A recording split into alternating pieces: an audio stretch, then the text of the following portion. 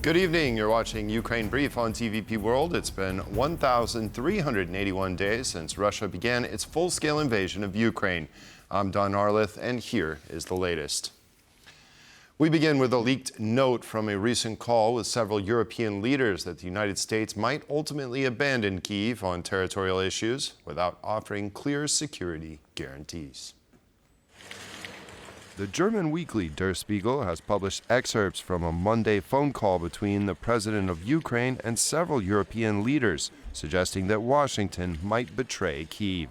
According to the magazine, Emmanuel Macron argued that, quote, there is a chance that the U.S. will betray Ukraine on territorial issues, denying it clarity on security guarantees, end quote. For his part, Germany's Chancellor Friedrich Merz reportedly added that the Ukrainian leader needed to be, quote, very careful. These concerns were allegedly echoed by other leaders, including Finland's President Alexander Stubb and even NATO Secretary General Mark Rutte, an open supporter of President Trump's attempts to bring about peace in Ukraine. Emmanuel Macron on Friday urged Europe and the United States to stand united, delivering this message made during a speech at the Sichuan University in China.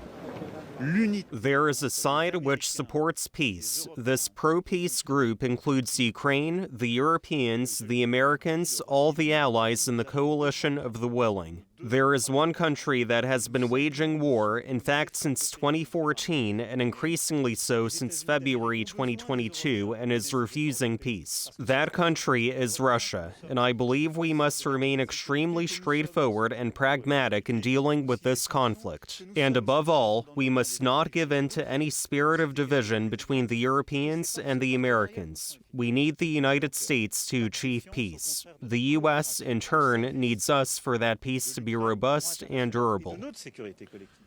Ukrainian membership in NATO is a key goal of our foreign policy, said Ukrainian ambassador to Poland, Vasyl Bodnar, who told TVP World, commenting on the United States' newly announced national security strategy. Neither Vladimir Putin nor Russia have nothing to do with NATO membership of Ukraine. Ukrainian membership in NATO is the key goal of our foreign policy. It is in our constitution, and no one could put us aside from this track. Another story is when it will happen. Now we are in discussions with all our partners, and it's dependable on Ukraine and on the NATO partners to decide whether and how Ukraine will become a NATO member. The whole system of resilience of Ukrainian society and Ukrainian state will be very fruitful for the whole NATO countries, because today NATO is actually a little bit on the backside of the today's situation. Yes, helping Ukraine, but we need a strong signal that Ukraine will be, as it was in Bucharest summit, the NATO member, and it should be proved by practical deeds. While meetings about a potential peace plan are taking place this week, Russia continues its attacks. Overnight, its forces launched 137 attack drones, mostly Shahed-type kamikaze drones. Ukraine intercepted 80 of them. In the Dnipropetrovsk region, a 12-year-old boy was killed and 3 other people were wounded after a drone hit residential areas in 2 districts. The State Emergency Service reported that the boy's parents were also injured in the attack. A separate strike in Nikopol wounded an elderly man who suffered blast injuries as Russian forces continued to target civilians daily, mostly using FPV drones and artillery aimed at cars and residential areas. In the Zaporizhzhia region, one man was injured after an apartment block in the town of Orekhiv was hit. Rescuers quickly extinguished the fire. No other injuries were reported. In the Donetsk region, Russian strikes hit over a dozen towns and villages overnight, injuring at least 7 people and causing extensive damage to homes and public infrastructure.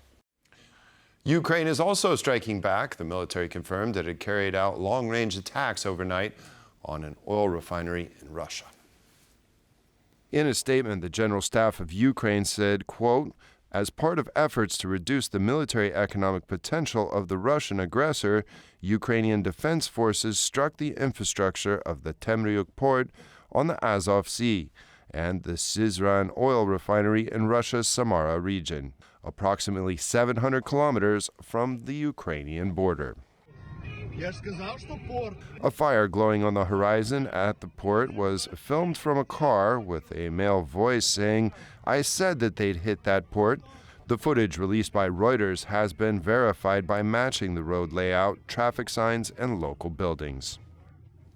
And that's the brief from Ukraine. Thank you for watching, and stay with us for more here on TVP World and TVPWorld.com.